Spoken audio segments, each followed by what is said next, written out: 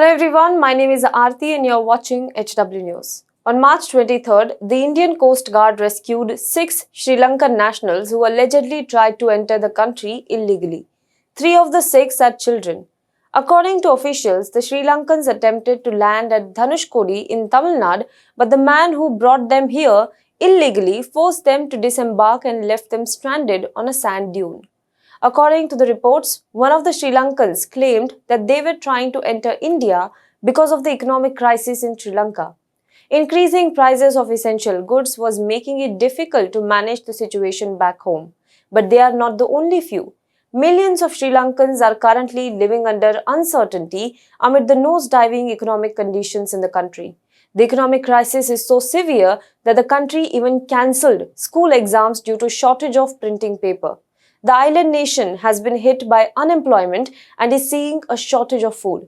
Prices of essential items like milk and bread are soaring, causing panic in Tamilian families there.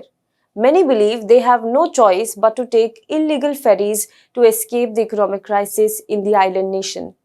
In a frightening event over the weekend, 2 men collapsed and died while waiting in different lines to buy petrol, according to the police, local media reported. The government ordered forces to prevent violence from erupting at gas stations on Tuesday, March 22nd, when the spontaneous protest erupted among vehicle owners queuing up for gas. But the question is, what exactly is happening in Sri Lanka? What is this economic crisis and how did it come to this stage? What is happening in Sri Lanka? Let us look at it in detail. But before that, if you are watching this video on YouTube, please make sure you subscribe to our channel, you like this video and you comment below it.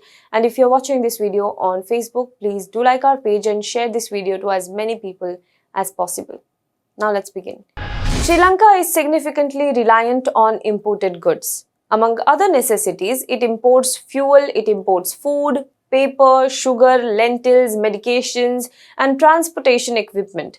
Due to a lack of foreign cash, the country is now unable to purchase, that is, import certain goods. Imports are so crucial that the government had to postpone exams for millions of students due to lack of printing paper. The pandemic also has taken a toll on the country's tourism economy, which accounts for whopping 10% of the Sri Lankan GDP. Due to the foreign exchange problem, several countries, including Canada, have recently issued travel restriction to their citizens on visiting the island country. Apart from that, the government's decision to prohibit the use of chemical fertilizers in order to transition agriculture to 100% organic had a negative economic impact on the country. Moreover, the increased cost of staples like rice and sugar, allegedly due to food mafia hoarding, has exacerbated the challenges. Point number 2. The Chinese debt trap.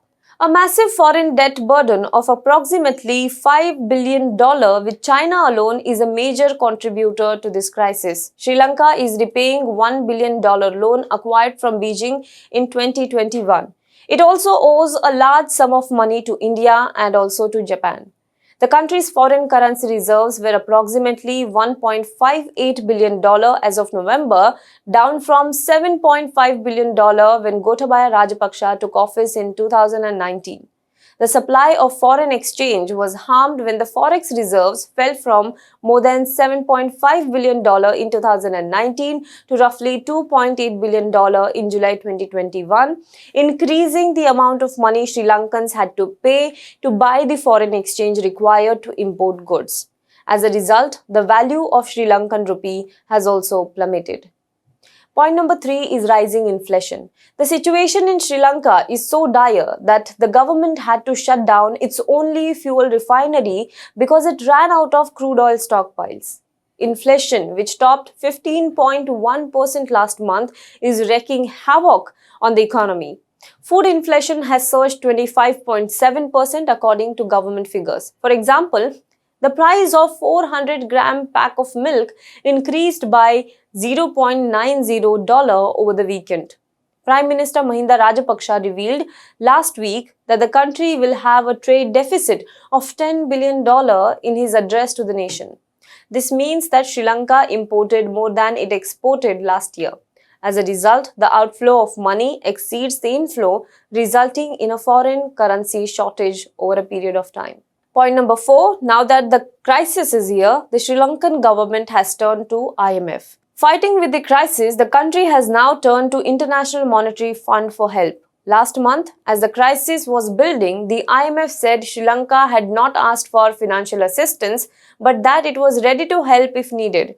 Fast forward to today, and the crisis has now grown large enough that the Sri Lankan government plans to hire a global law firm to help restructure its debt. Meanwhile, opposition party Samagi Jana Balavegaya accused President Gotabaya Rajapaksa and his government of misusing the US $1 billion loan extended by India as a help to the island nation to deal with its economic crisis. The credit was to import food, medicine, and other essential items from India. Finding itself in a dire economic crisis, what will Sri Lanka do next to stop its free-falling economy? Do let us know what you think about this in the comment box below. For more news and updates, you can log on to www.hwnews.in. Also, if you like the journalism that we do, if you like the videos that we present to you, please do subscribe to HW News Network. Help us financially, help us to grow, help us to thrive and survive. Please go to our website www.hwnews.in/support. There you will find a number of plans that you can take up, whatever plans that suits you. Please take up that plan and do support us financially. Thank you so much.